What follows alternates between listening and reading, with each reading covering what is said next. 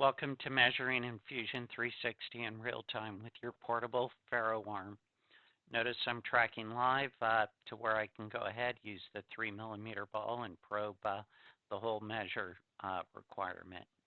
Select our hole, and these are going to be inside measuring. And we'll just select our holes now.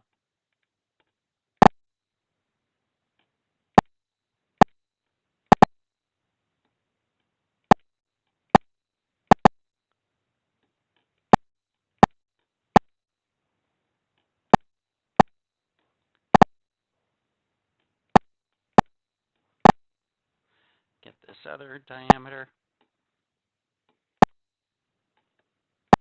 There we go. We've now captured all that data, and those dimensions can be placed on those desired measurements right in Fusion for your drawing creation.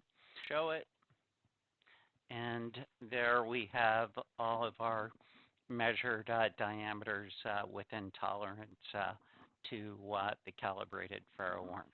Thank you for taking the time to review how to measure holes in your part quickly and efficiently with your Faro worm.